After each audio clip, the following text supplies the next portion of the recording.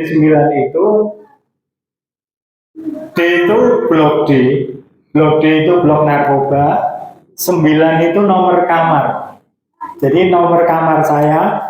Jadi waktu itu saya tinggal di blok D kamar 9. Rutan kelas 1 Surakarta. Kisahnya seperti itu. Nah, Qadarullah di sana itu apa ya? Dari awal itu sebenarnya saya sudah berpikir hidupku ini nanti bagaimana gitu. Tapi ternyata dukungan istri, dukungan keluarga, bahkan tetangga-tetangga itu ngasih dukungan. Mereka itu nengokin saya. Yang waktu itu saya merasa masih pengen, sudahlah nanti cari uang gampang di luar begitu. Tapi mengingat dukungan mereka itu, saya berpikir masa sih mau seperti ini terus gitu. Ini waktu yang tepat untuk hijrah, menurut saya seperti itu waktu itu. Nah, alhamdulillah juga di sana itu di tahun sebelumnya itu kalau di Solo itu biasanya bulan puasa itu ada semacam apa ya, sweeping gitu. Waktu itu ada sweeping begitu. Dan qadarullah terjadilah kasus pembunuhan, ada orang mabuk, akhirnya terjadi kasus pembunuhan di Masjid Al-Mujahidin. Singkat cerita, akhirnya yang bertanggung jawab itu takmir masjidnya. Ada Ustadz Joko, Ustadz Kondra, Ustadz Abu, Ustadz Hanum. 4 orang ini harus tinggal di rutan kelas 1 Surakarta. Nah, mereka di blok kriminal, saya di blok narkoba. Tapi setiap buka blok itu biasanya saya ke masjid ketemu mereka. Ya ngaji, ya tausiah, pokoknya saya dengerin terus gitu. Dari situ akhirnya mulai apa ya, ada perasaan seneng gitu, seneng ngaji, Iqra, bahkan saya sampai Iqra 5 alhamdulillah, masya Allah. Dan apa ya, sekarang ya masih ngaji sedikit-sedikit. Dan kegiatan saya sekarang juga kalau setiap hari Selasa itu sebenarnya di rutan Salatiga untuk Iqra. Tapi karena saya sudah apa ya, ilmunya belum mumpuni, karena sekarang sudah mulai tajwid, akhirnya saya cari ustadz untuk menggantikan di rutan. Nah, dari D9 itulah inspirasi singkong keju. Jadi waktu itu saya bingung juga mau ngapain gitu. Keluar dari sini itu mau ngapain gitu. Mosok sih nanti aku, pokoknya bingung lah gitu. Makanya waktu itu karena sering dengerin pengajian, tausiah itu akhirnya, oh ternyata memang segala sesuatu itu harus diceritakan sama Allah. Karena kalau kita mau cerita sama Allah itu ternyata ada solusinya. Ya akhirnya saya itu ingat gitu. Dulu waktu di Jakarta itu ada orang bikin singkong, tapi empuk gitu, ngempur gitu. Saya itu melihat, oh ternyata cara memasaknya itu 2 kali, cara gorengnya itu 2 kali. Jadi digoreng setengah matang dulu, lalu disiram pakai bumbu. Makanya terus bumbunya itu bisa meresap ternyata, karena minyak sama air itu kan nggak bisa nyatu ya. Akhirnya air ini bisa menembus pori-pori singkong. Makanya singkong keju D9 itu rasanya itu sampai di dalam. Kenapa? Yaitu tadi proses cara menggorengnya itu 2 kali. Beda kalau kita misalkan goreng singkong mau dibumbuin seberapapun, rasanya ya cuma di luar gitu. Tapi beda kalau caranya gorengnya itu 2 kali. Jadi bumbunya itu bisa masuk sampai ke dalam gitu. Nah, singkat cerita, begitu saya keluar, sebenarnya saya bingung juga nanti bagaimana gitu. Akhirnya karena saya sudah punya tekad bulat untuk hijrah, ya akhirnya begitu keluar, meskipun waktu itu tidak langsung jualan singkong, tapi saya jualan nasi dulu, karena anak saya sudah 3. Anak saya 3, saya harus menghidupi mereka. Dan waktu itu kenapa saya jualan nasi? Ya kalau tidak laku paling tidak anak-anak masih bisa makan gitu. Waktu itu seperti itu. Nah, dari situ akhirnya kalau ada sisa uang gitu biasanya saya sisihkan sedikit gitu. Saya sisihkan untuk beli singkong, untuk beli minyak, untuk beli keju, untuk nyoba bikin singkong keju ini. Jadi ini tuh benar-benar saya harus nyoba dari nol. Kalau gagal ya harus nunggu dulu. Kalau sekarang kita nyoba sesuatu tapi gagal ya kita tinggal beli gitu. Tapi waktu itu nggak ada, uangnya itu nggak ada. Makanya begitu gagal, saya harus kumpulin uang lagi. Gagal kumpulin lagi gitu. Nah, dari situ akhirnya eh, saya merasa produk saya ini sudah layak jual gitu. Sudah layak jual gitu. Akhirnya saya pasarkan singkong ini. Tapi saya tetap masih jualan nasi. Jadi waktu itu teman, tetangga, saudara, itu semuanya saya SMS. Siapa yang mau beli singkong, meskipun 5.000 saya antar sampai di rumah. Nah, gitu. Dari situ mulailah sedikit dikenal.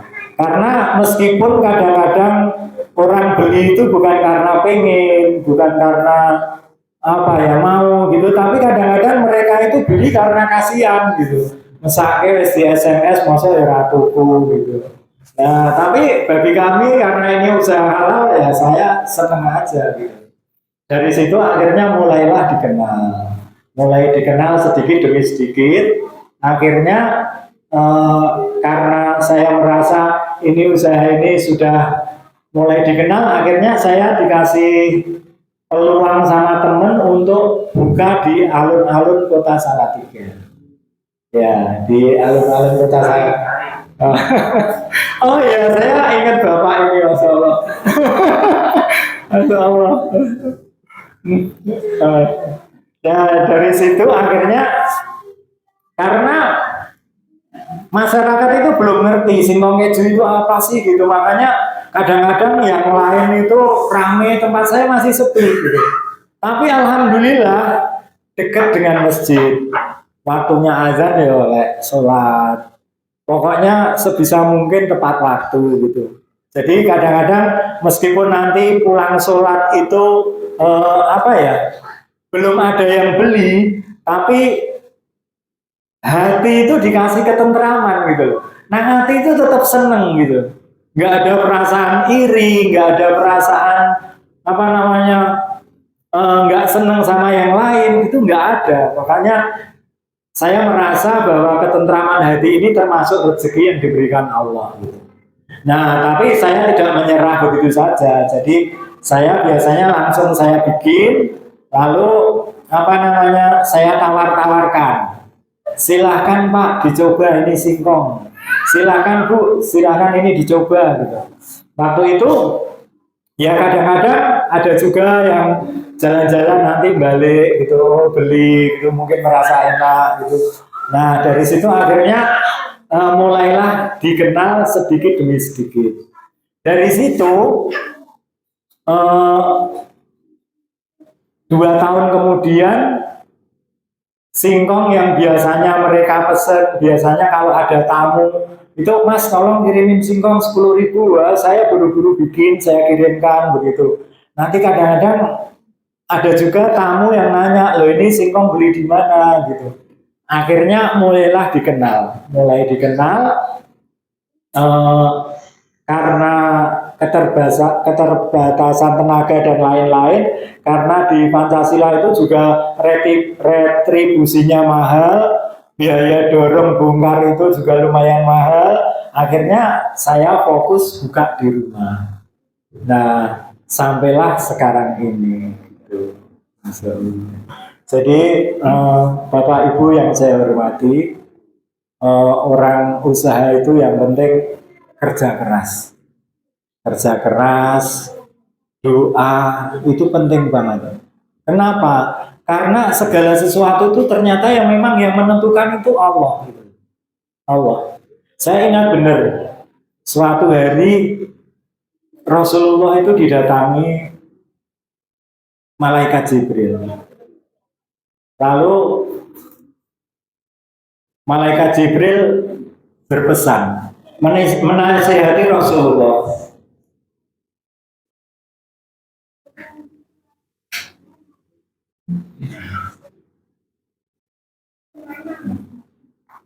Saya bacakan hadisnya sedikit aja.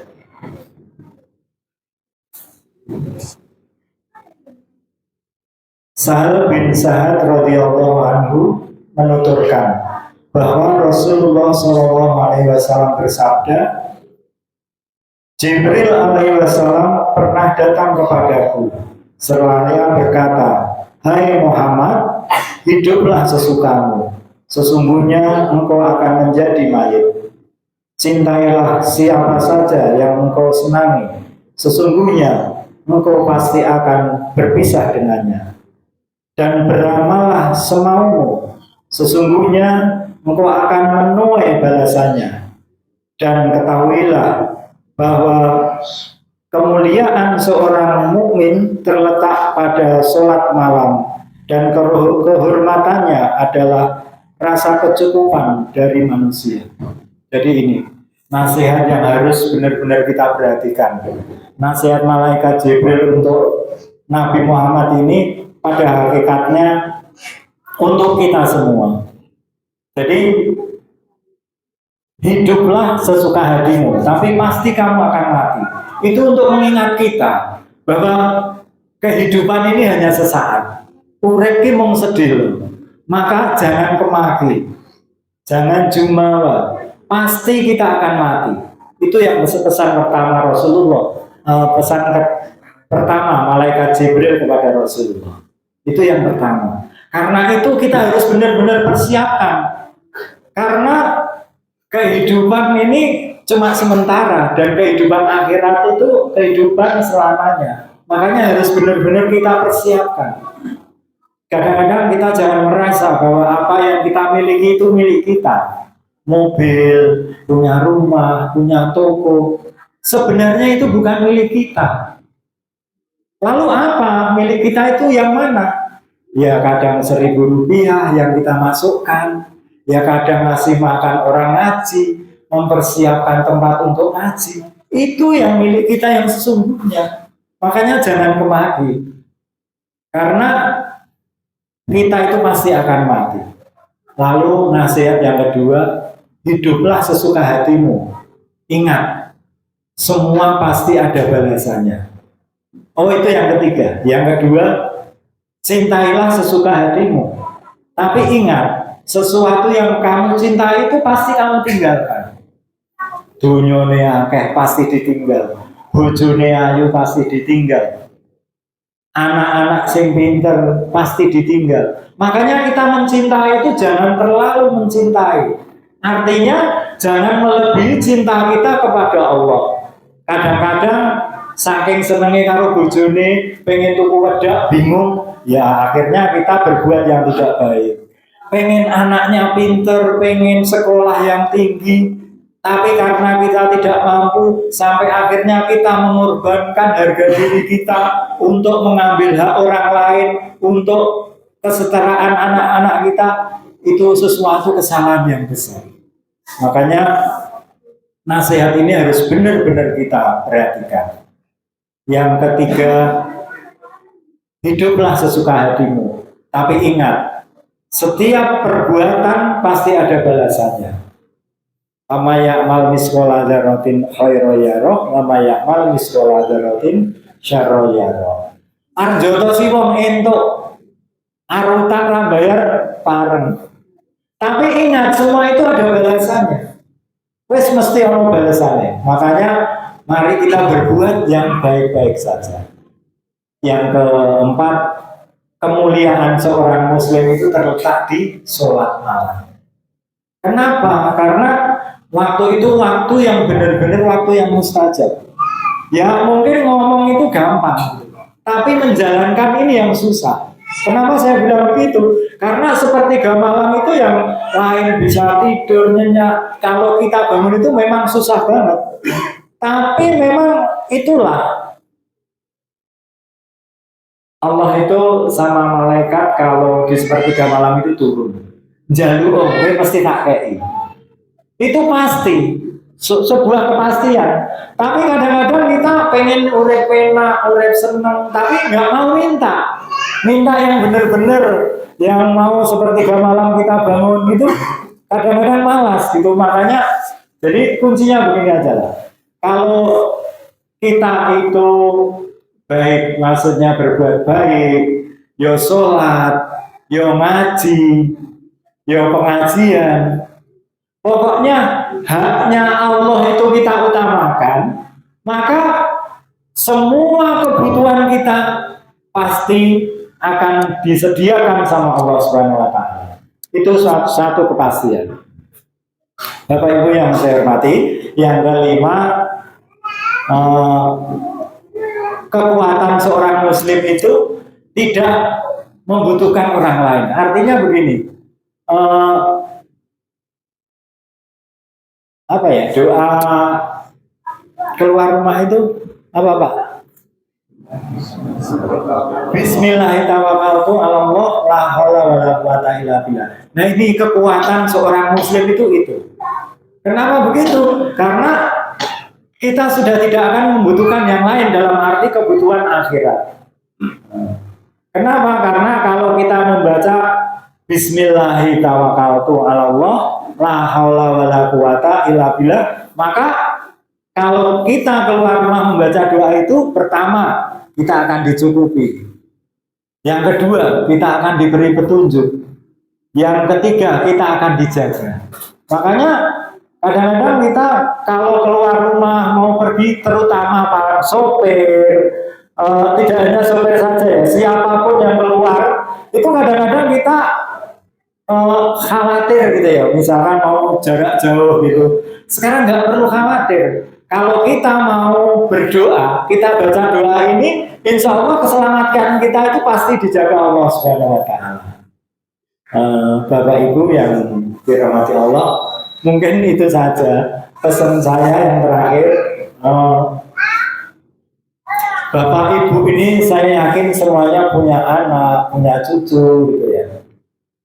Pergaulan sekarang ini itu subhanallah. Jadi tidak laki, tidak perempuan, kebanyakan memang begitu. Jadi ingat, yang namanya narkoba itu bisa menimpa siapapun. Nggak peduli itu pejabat, petani, kiai, siapapun, itu bisa menimpa pada siapapun. Karena itu saya pesan, ayo kita jaga anak cucu kita. Harus benar-benar kita tahu bagaimana pergaulannya, siapa teman-temannya, apalagi yang di jauh, yang kos dan lain sebagainya. Kita harus tahu lingkungannya bagaimana. Karena yang namanya narkoba itu bisa kena sama siapapun lah. Dan itu harus kita jaga dari diri kita, keluarga kita. Kalau kita selalu menjaga mereka, mendoakan mereka, mengajak bicara mereka, insya Allah kita semua akan selamat dari yang namanya narkoba. Mungkin itu saja, karena waktunya. Sebenarnya kalau ada pertanyaan satu atau dua, monggo kami persilakan. Oh, yes.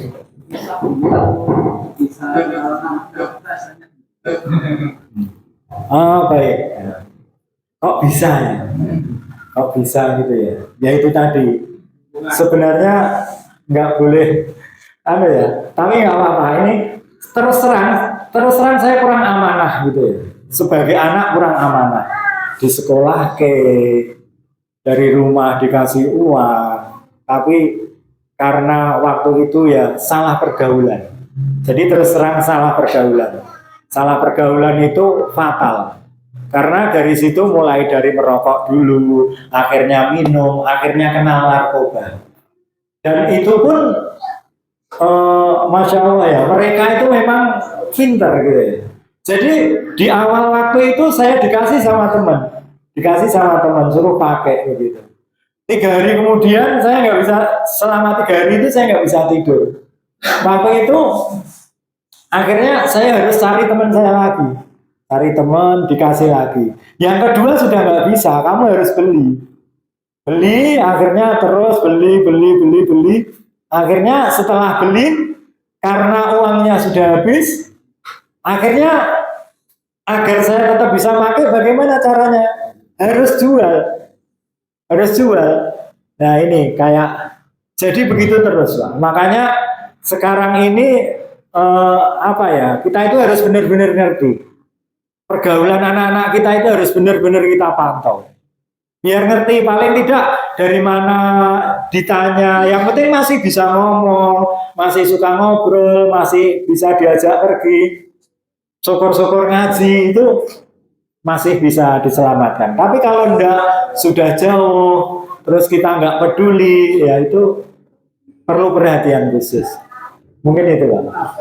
Ya. Terus jadi kalau ketemu orang apa saja katanya, gimana rasanya? Bahkan orang-orang nakal itu juga satu kali katanya. Nah, kalau orang nakal itu yang dirasakan gimana sampai katanya menerima mulai gitu kan? Jadi narkoba itu bentuknya lain-lain, Pak. Dari namanya ganja, sabu, inek, morfin dan lain-lain. Jadi kalau ganja itu biasanya kita itu seneng melamun, makan, pokoknya seneng ngomong seneng gitu. Kalau sabu itu lebih seneng terus apa namanya itu lebih cenderung ke doping. Jadi kalau jenengan kok anakku kok sregep banget ngumbahi pakaian kok masih esok tekan bengi, itu perlu dicurigai. Kalau jenengan ada di D9 itu ada kotak kecil yang isinya itu di situ contoh ya bukan asli, ada morfin, ada ganja, ada inek, ada alat hisap sabu. Jadi di sana ada. Jadi ada yang itu apa ya? Bisa gimana saya menjelaskannya ya? Sudah itu saja ya Pak ya.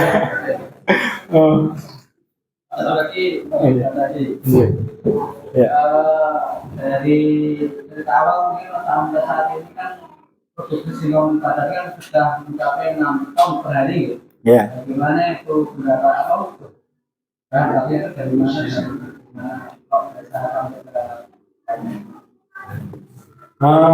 Sebenarnya berjalan begitu saja ya, mulai dari sekilo, 2 kilo, sampai sekarang ini kurang lebih 7 ton lah gitu, sekitar itu.